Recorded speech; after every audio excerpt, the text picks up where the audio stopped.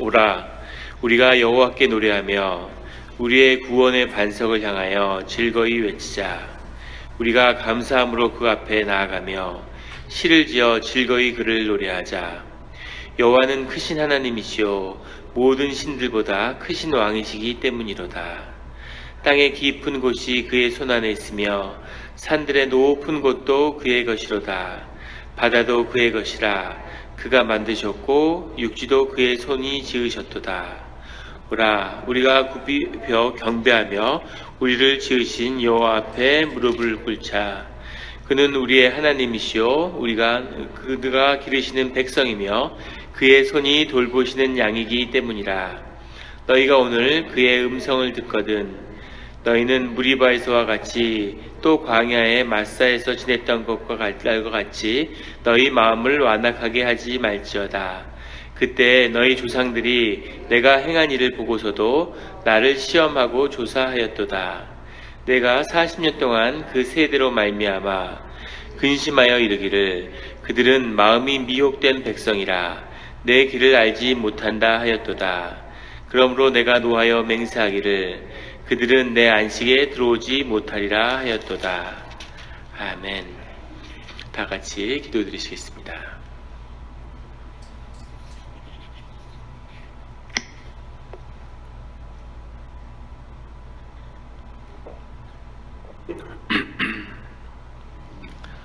하나님 아버지 감사합니다.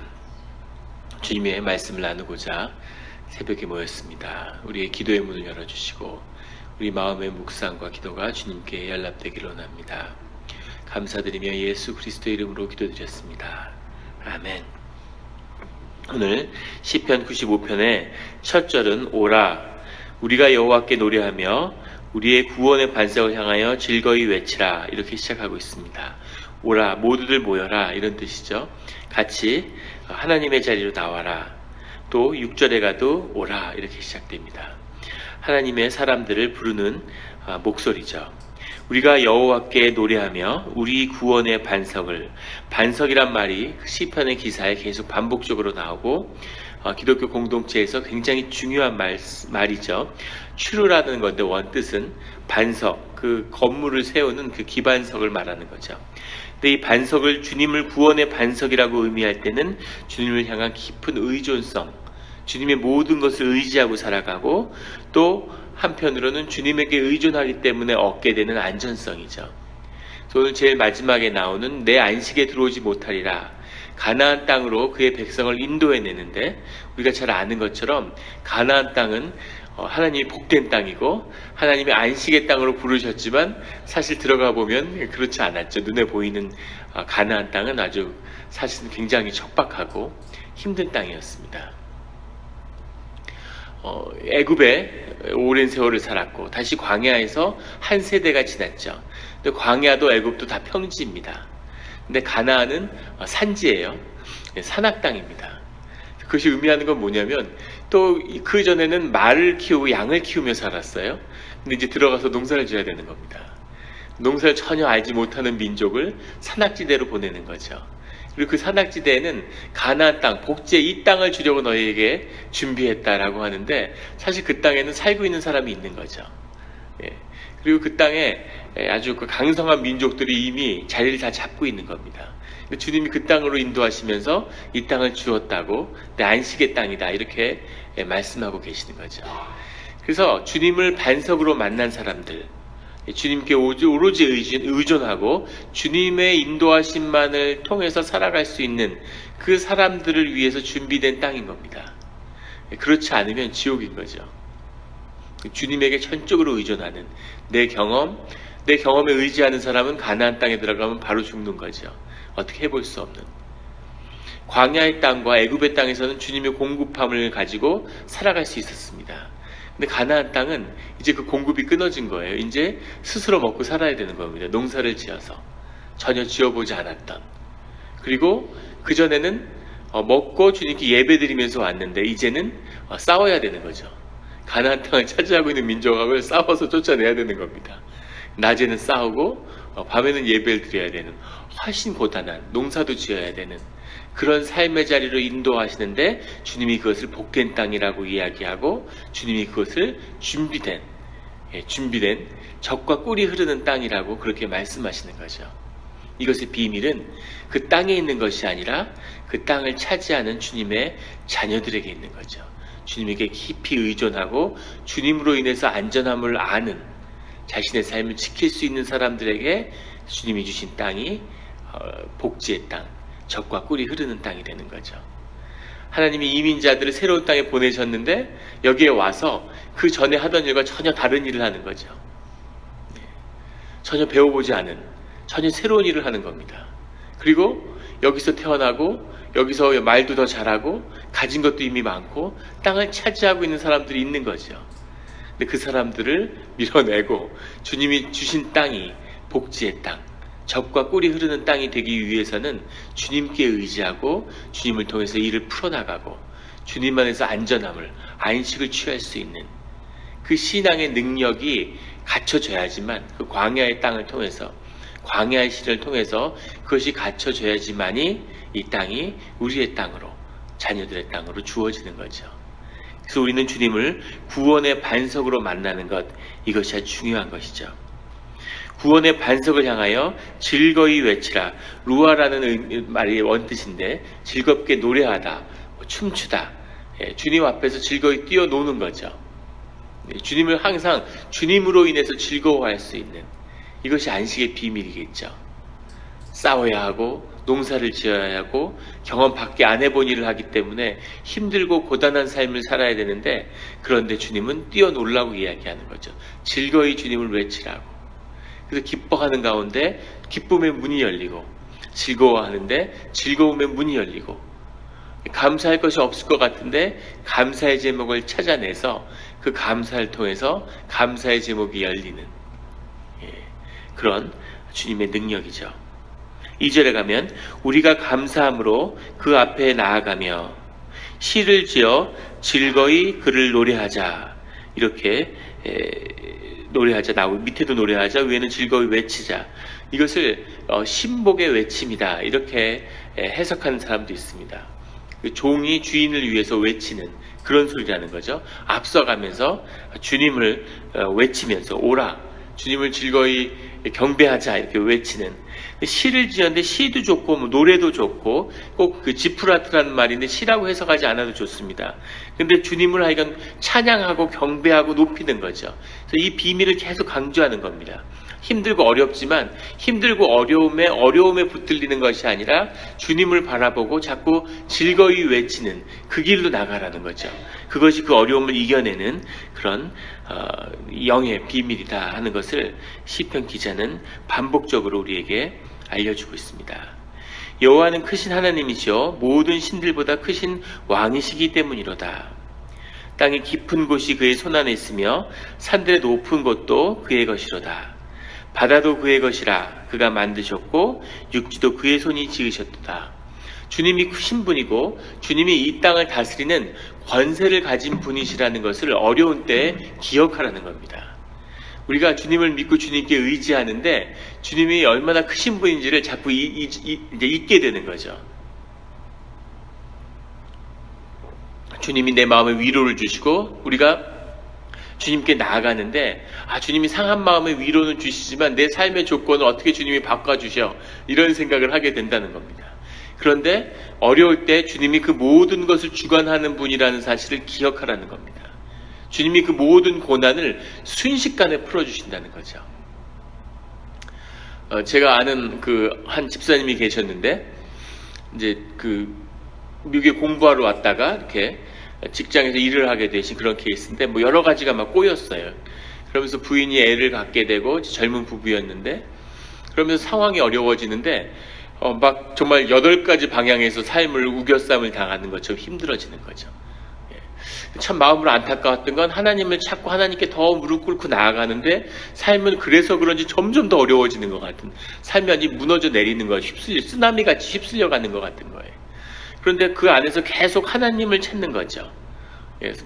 그 상황에 집중해봐야 상황이 안 되니까 계속 하나님께 집중하는데 어느 순간에 그 모든 것이 한순간에 다 풀어지는 걸 봤습니다. 사람이 절대로 풀 수 없을 것 같은 일이 그 수많은 일들이 동시에 다 풀려지는 그런 걸 보면서 이게 주님이 하시는 일이구나 하는 걸 봤습니다. 그 일을 자기가 풀면은 몸도 마음도 다 상하는 거죠. 세월이 다 흘러가 버리는 거죠. 그런데 그것을 하나님이 풀어야 되는 그런 곳에 우리가 앞에 서 있는 거죠. 하나님이 크신 하나님이고 바다와 지구를 지으신 하나님이라는 것을 기억하라, 이렇게 말씀하고 있습니다. 오라 우리가 굽혀 경배하며 우리를 지으신 여호와 앞에 무릎을 꿇자. 모든 것을 주님에게 의존하는 주님 앞에 무릎을 꿇는 거죠. 내 경험과 내 의지와 내 지식을 끊어버리는, 우리가 주님 앞에 무릎을 꿇는 그런 것이 우리 신앙의 시작입니다. 7절에 가면 그는 우리의 하나님이시여 우리는 그가 기르시는 백성이며 그의 손이 돌보시는 양이기 때문이라. 너희가 오늘 그의 음성을 듣거든. 주님에게 무릎 꿇고 주님이 기르시는 양으로 주님 앞에 나아가는데 그의 음성을 듣거든. 8절이 되면 너희는 무리바에서와 같이 또 광야의 마사에서 지냈던 날과 같이 너희의 마음을 완악하게 하지 말지어다. 근데 8절에 가면 큰 변화가 있죠. 내용 이전에 목소리의 그 주인이 바뀌는 거죠. 아직 시편 기자의 고백입니다. 근데 그 목소리는 주님의 목소리로 바뀌어 있는 거죠. 이것이 대언의 기도죠. 내가 주님 앞에 계속 기도를 하다 보면 주님의 영이 차오르고 주님의 영이 임해서 내가 주님의 음성으로 바로 이야기하게 되는 거죠. 내가 온전히 주님한테 죽었기 때문에 이것이 이제 예언 사역의 시작이죠. 주님의 말씀으로 주님의 말씀을 선포하는 겁니다. 그래서 읽다 보면 아니 왜 기자가 처음엔 주님 앞에 막 기도하면서 시작했는데 중간에 왜 자기가 하나님인 것처럼 선포를 할까? 근데 하나님의 영이 차올라서 이제 하나님의 목소리를 이렇게 고백하게 되는, 하나님의 목소리로 주님의 뜻이 기도를 통해 나오는 이제 그런 깊은 변화를, 영적인 변화를 경험하는 게 되는 겁니다. 주의 음성이 들렸는데, 주의 음성이 나에게 왔는데, 우리는 주님의 양들은 주님의 음성을 듣죠. 그래서 신앙이라는 것은 주님의 음성을 들으면서 시작되는 겁니다. 그래서 음성을 듣는 건 당연한 거예요. 무슨 큰 은사나 무슨 굉장한 일이 아니라 주님의 자녀라면 당연히 주님의 음성을 들어야 하는 거죠. 근데 우리가 기도의 문을 열고 깊이 들어가면 주님의 음성을 듣게 됩니다. 그런데 문제는 뭐냐면 처음엔 주님의 음성만 들리면, 주님의 음성이 함께 하기만 하면 세상에 무슨 문제가 있을까? 우리가 복종만 하면 되는데, 순종만 하면 되는데, 이렇게 생각을 하지만 사실은 정반대죠. 주님의 음성이 들리기 시작하면 그때부터 사실은 신앙의 어려움이 시작되는 겁니다. 왜냐하면 주님의 음성이 무엇인지를 분별하는 것이 굉장히 중요하다는 걸 알게 되기 때문이죠. 깊은 영 속에 들어가면, 기도를 오래 하신 분들은 이미 다 알고 계시죠. 여러 가지 목소리가 들립니다. 내 목소리도 들리고 주님의 목소리도 들리고 그리고 마귀의 목소리도 들리죠. 마귀가 영화에 나오는 것처럼 마귀의 목소리로 얘기하면 누가 거기 현혹되겠어요? 그런데 진짜 하나님의 목소리 같이 이야기하는 거죠. 그런 깊은 혼란을 막 경험하면서 도대체 뭐가 주님의 목소리지? 이런 어려움에 처하게 됐을 때 성경의 묵상이 시작되는 겁니다. 공동체의 의미가 새로워지는 거죠. 공동체와 주님의 말씀을 묵상하는 이 성경이 주님의 말씀을 지키고 분별하는 척도가 된다는 것, 자기를 잃지 않는, 심성을 잃지 않는 비밀이 주님의 말씀에 있는 거죠. 그래서 주님의 말씀을 매일 묵상하는 것의 시작은 음성을 듣는 것입니다. 기도와 묵상은 늘 같이 가는 거죠. 그렇지 않은 분에게 성경을 읽어라. 물론 성경을 통해서도 영이 열리기 때문에 성경을 통독하고 읽는 것도 의미가 있죠. 하지만 주님의 음성을 듣지 않는데 성경을 계속 읽으면 사람이 독해지죠. 그런 분은 굉장히 위험합니다. 이게 우리 어제 나눈 말씀처럼 마음이 부드러워져야 되는데 부드러워지는 게 아니라 완악해지는 거죠. 의로워지는 거죠. 내 의지가 강해지는 거죠. 그러면 점점 더 주님에게서 멀어지는 겁니다. 여기 그 말씀을 나눈 이유는 뭐냐면 그의 음성을 듣거든. 주님의 음성이 들렸더니 주의 백성들에게 나타난 반응이 뭐였냐면 놀랍게도 주님을 거부하는 것이었다는 겁니다. 우리 마음속 깊은 곳에는 주님을 향하여 흠모하고 주님을 원하는 마음도 있지만 동시에 주님을 거부하고 주님에게 주님 좀 없었으면 제발 내 옆에서 좀 떠나주세요. 이런 마음이 우리 안에 있다는 거죠. 내 삶을 내가 컨트롤하고 싶은 그런 강한 욕구가 우리 안에 있어요. 그것을 주님 앞에 무릎을 꿇고 숙이는데 오랜 시간이 필요한 겁니다. 뻣뻣한 이런 목을 세우고 있는 사람을 주님이 쓰실 수가 없는 거죠. 같이 가실 수가 없는 거죠. 또 우리가 주님의 영을 받았기 때문에 우리도 왕노릇하고 신과 같이 살고 싶은 마음이 우리 안에 있는 거예요. 우리 능력이 안 되니까 주님에게 구하지, 내 능력이 되면 능력대로 사는 걸 더 좋아하는 거죠. 내 능력이 없어서 정말 길에서 자야 되는데 하나님의 은혜로 집을 주셨다. 그걸 너무 좋은 거 감사한 거죠. 그런데 내 능력으로 내가 원하는 집을 내가 살 수 있으면 누가 주님의 은혜를 구하겠습니까? 그런 거죠. 우리 마음에 그런 강한 주님을 거부하는 마음이 있다는 겁니다. 8절에 가면 너희는 무리바에서와 같이 또 광야의 마사에서와 같이, 광야의 마사와 무리바가 어디냐, 뭐 여러 가지 논란이 있는데 같은 장소가 아니냐, 뭐 다른 장소가 아니냐. 그런데 영적인 의미도 있고 지리적인 의미도 있습니다. 마사라고 하는 것은 시험하다는 뜻이 들어있고 무리바라고 하는 것은 다툰다는 의미가 들어있죠. 무리바에서는 처음에 십계명을 갖고 왔을 때 그 다툼이 일었던 곳이고, 마사는 두 번째로 주님에게 거역했던 곳이죠. 그런데 주님의 음성을 들은 백성이 광야에서, 무리바에서, 마사에서 주님을 거부했는데, 이 무리바와 마사의 특별한 의미는 뭐냐면 가데스 바냐라는 지역에 이 지역 땅이 있는데 그 앞에서 거부가 일어났다고 하는 거예요. 그 가데스 바냐라는 게 신약에서 굉장히 중요한데, 그 가데스 바냐는 가나안 복지로 들어가기 바로 전입니다. 광야의 땅을 시험을 다 거쳐서 쭉 와서 몇 주 만에 가데스 바냐에 도착한 거예요. 이제 그 고단강을 건너가면 되는데, 거기서 주님에게 불복종을 해서 또 쭉 광야를 돌아서 이제 준비가 됐는데 가데스 바냐에 오니까 마사에서 또 가데스 바냐 앞에서 또 주님께 거역하는 일이 벌어진 거죠. 주님에게 거역했기 때문에 주님이 화가 난 게 아니라, 주님에게 복종하고 주님을 통해 살아갈 준비가 되지 않으면 가나안 땅에 들어간다는 건 재앙인 거죠. 다 죽는 겁니다. 가면 노예밖에 할 게 없어요. 그런데 준비가 됐나 싶으면 그 앞에서 거부하고, 준비가 됐나 싶으면 또 주님 앞에서 거부하는 거죠. 주님을 따라왔어요. 광야에서 죽으니까, 하나님이 먹을 걸 주시니까 하루하루 먹으면서 주님을 따라온 거죠.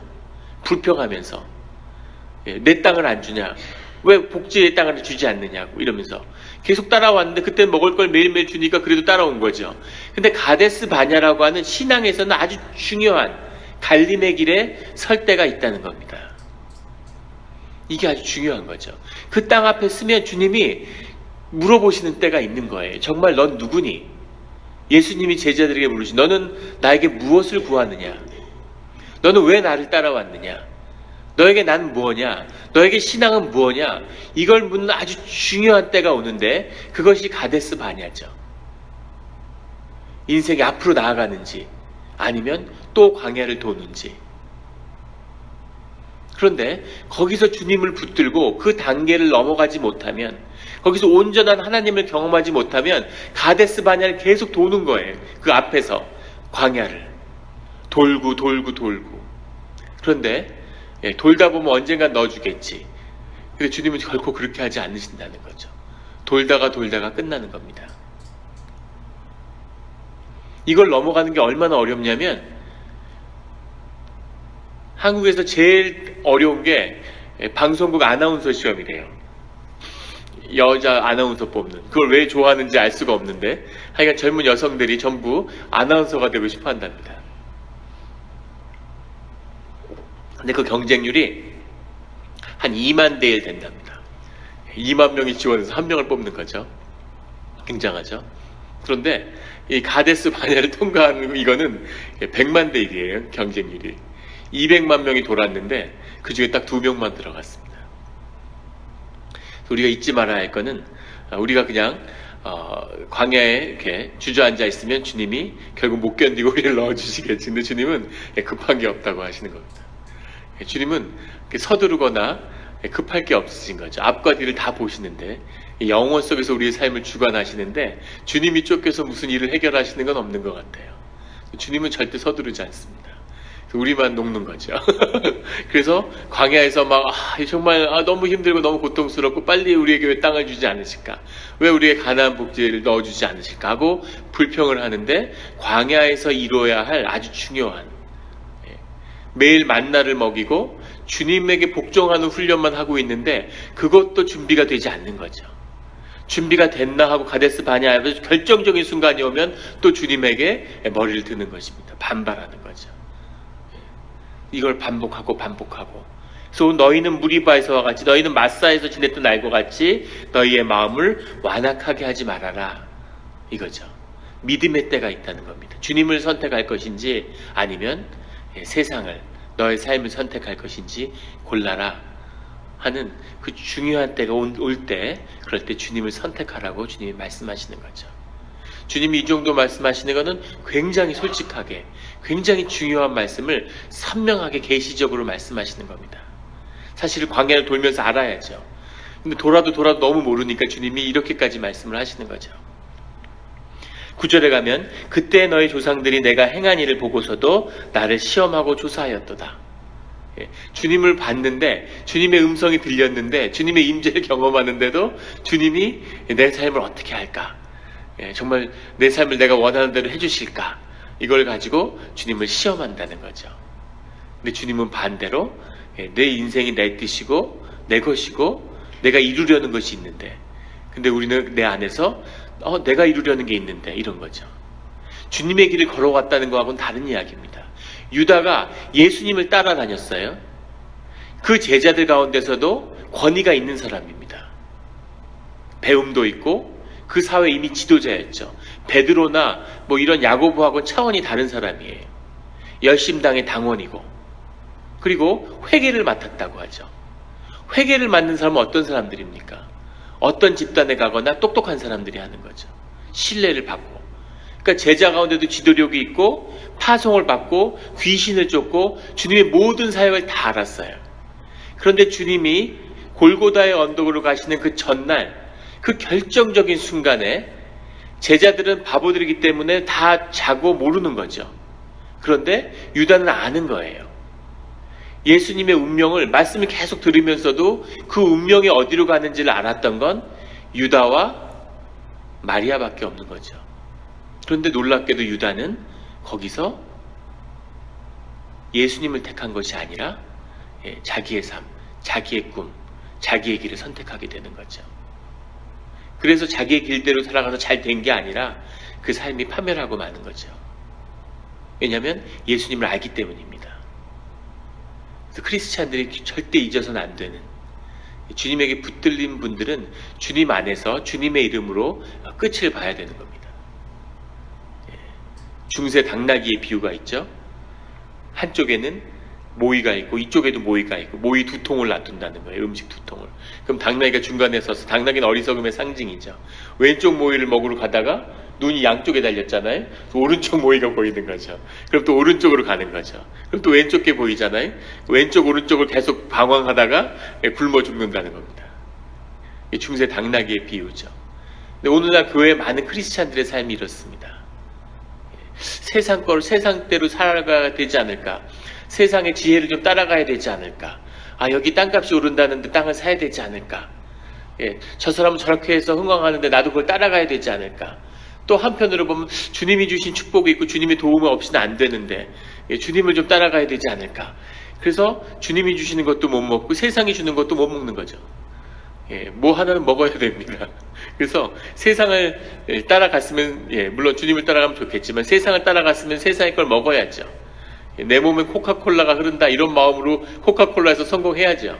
그런데 주님을 선택했다면 그럼 끝까지 주님의 길을 가서 가데스 바네 앞에서 다시 광야로 되돌아가는 게 아니라 그걸 넘어가는 그런 신앙이 되어야 된다는 거죠.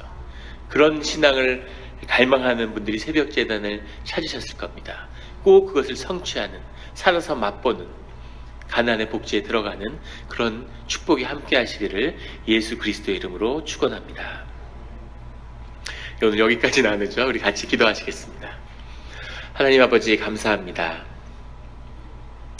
우리가 삶 가운데 많은 삶이 요동치고 어려움이 있을 때마다 우리가 바다의 파도를 두려워하지만 그 바다를 지으신 분이 하나님이라는 것을 잊습니다. 모든 세상의 고난의 두려움에 떨지만 그 모든 것 가운데 주님이 계시는 것을 잊을 때가 있습니다. 주님은 우리의 마음을 만지시지만 동시에 세상의 모든 것을 주관하시는 분이라는 것을 오늘 기억하라고 말씀해 주시는 것 감사합니다. 주님은 능력의 주님, 권세의 주님을 붙들고 우리가 그 고난을 넉넉히 이기는 삶의 능력을 갖게 하여 주시옵소서. 우리가 삶 가운데 주님과 다투는 일을, 주님을 시험하는 일이 없게 하시고 우리가 신앙의 길을 여기까지 왔습니다. 끝까지 믿음의 한 걸음을 더 넘어서 가데스 바네아에서 광야로 돌아가는 것이 아니라 똑같은 삶의 자리를 맴도는 것이 아니라 다음 삶의 스테이지로 세컨 라이프가 열리는 새로운 삶의 길을 걸어 나가는 그런 신앙의 능력을 준비시켜 주시고 주님이 이미 너는 준비되었다. 너희는 이미 준비되었다고 말씀하시오니 우리가 그 준비된 마음으로 새로운 땅을 걸어가게 하여 주시옵소서. 새로운 문을 열어 주시옵소서. 우리가 새로운 땅에 첫 발을 내디는 순간 우리의 모든 과거가 광야의 삶이 오늘 끝나는 줄 믿습니다. 주여 아버지 믿음으로 주님을 붙들고 나아가는 우리 모두가 되게 하여 주시옵소서. 감사드리며 예수 그리스도의 이름으로 기도드렸습니다. 아멘.